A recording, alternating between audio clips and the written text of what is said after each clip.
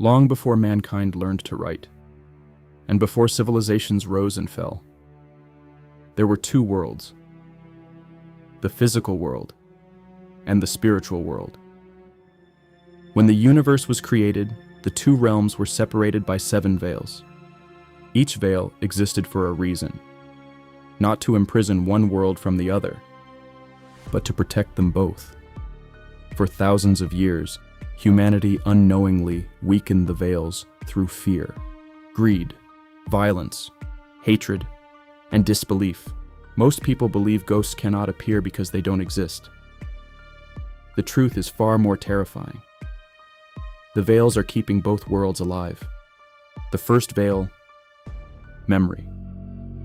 It protects the human mind, every forgotten dream, every strange shadow, every impossible encounter dismissed as imagination, is the first veil repairing itself. Humans were never meant to remember the supernatural. The second veil, time. Spirits don't experience time the way we do. Déjà vu. Premonitions and dreams that happen days later. Those aren't coincidences. They're fractures. Tiny tears in the second veil. The third veil. Voice. Human consciousness is too overwhelming for spirits. They cannot simply speak. Instead, they whisper through static, old radios, songs that shouldn't be playing, children's laughter, knocking inside empty rooms, because speaking directly would destroy them. The fourth veil, matter. Spirits cannot remain physical. They move objects. They leave scratches. They appear inside mirrors. They cast impossible shadows. But every second they remain visible, they lose pieces of themselves. The fifth veil, emotion. Human emotion shapes the spirit world. Love restores forgotten souls. Grief anchors them. Hatred twists them. Fear feeds things that should never exist.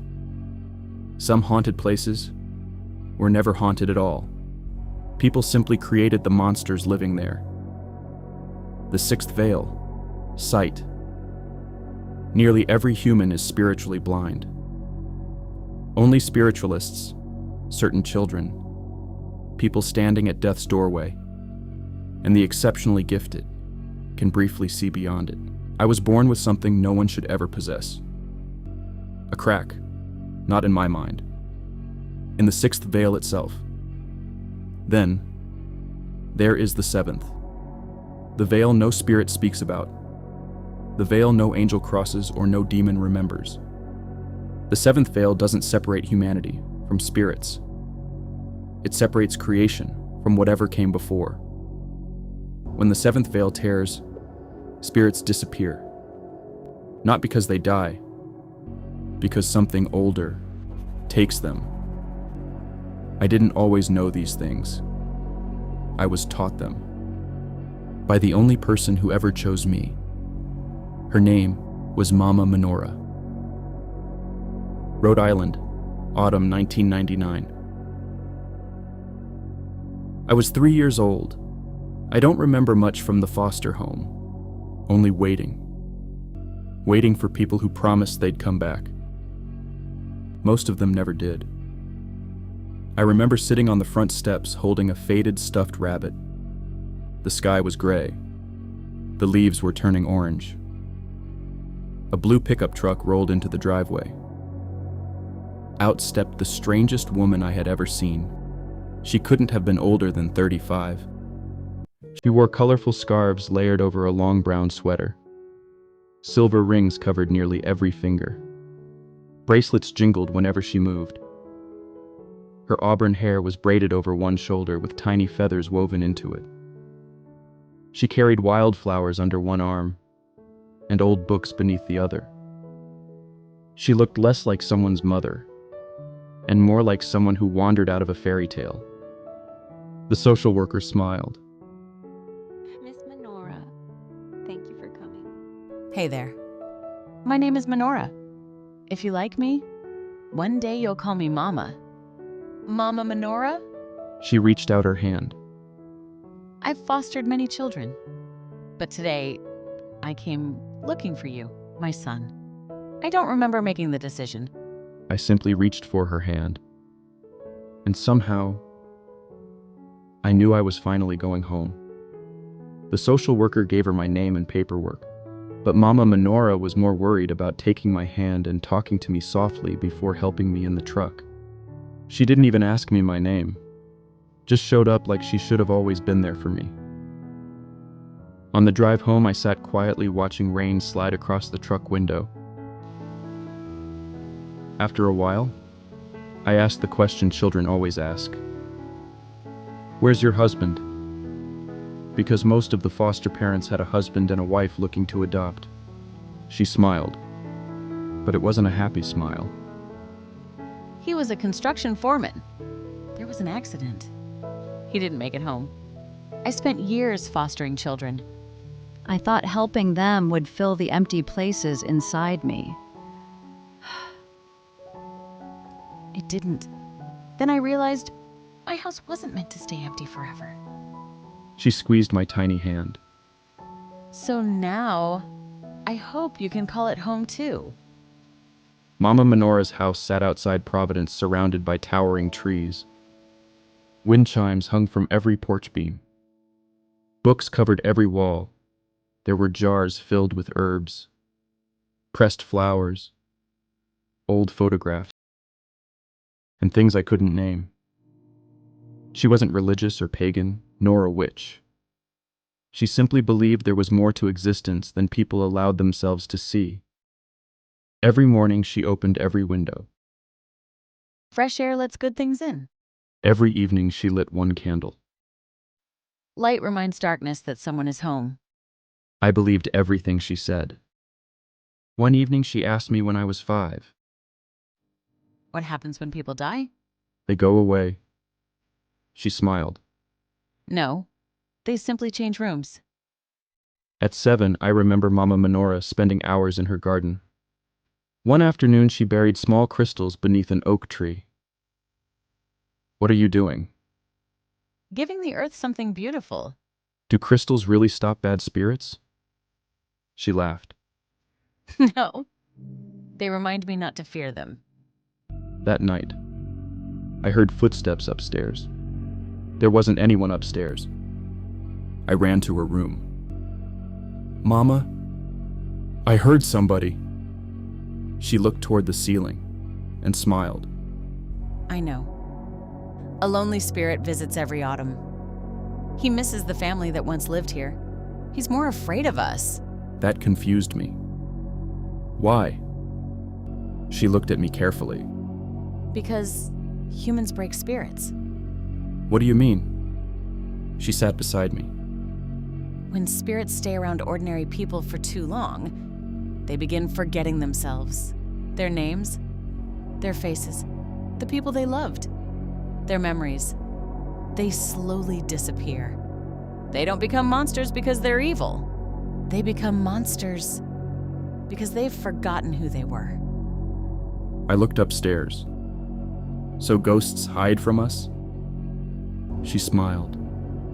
No, sweetheart. They survive us. When I was 9, I found Mama Manora talking to someone on the porch. No one was there, at least, no one I could see. Who are you talking to? My husband. Do you see him? Sometimes. Can I? One day. When? When you're ready.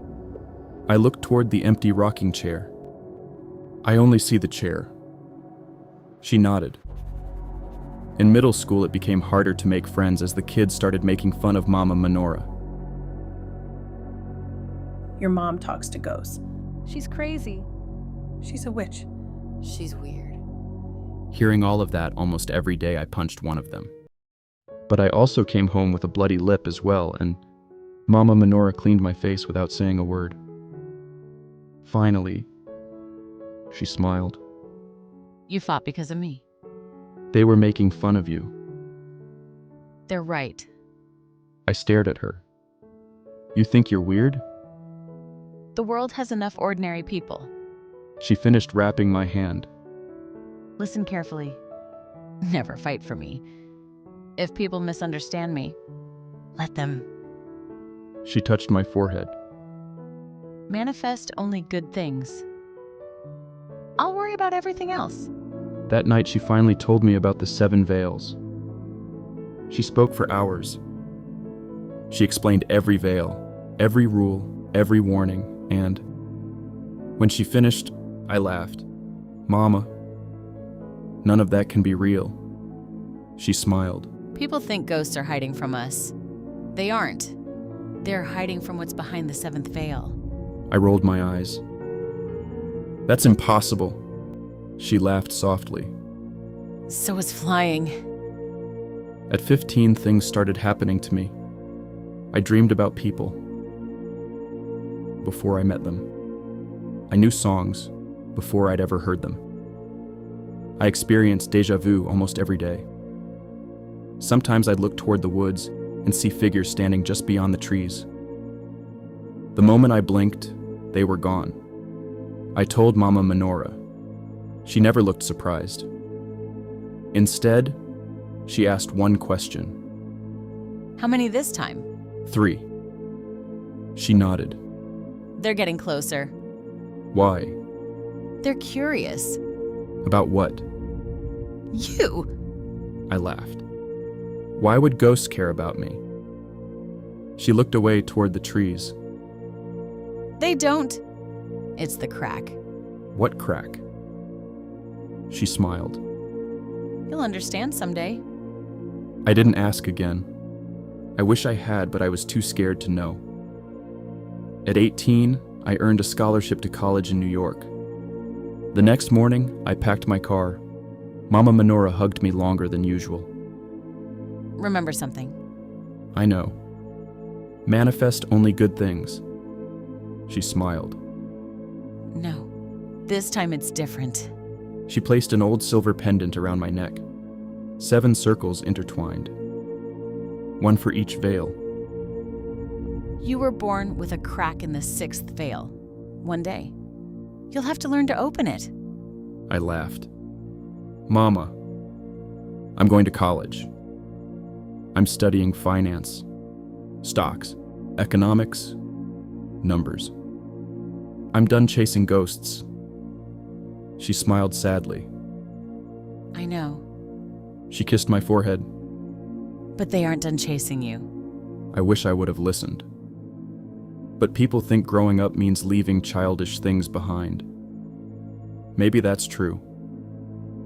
I left Rhode Island, Mama Manora, ghost stories, wind chimes, crystals, dream journals, and everything she spent 15 years teaching me. At least, I thought I did.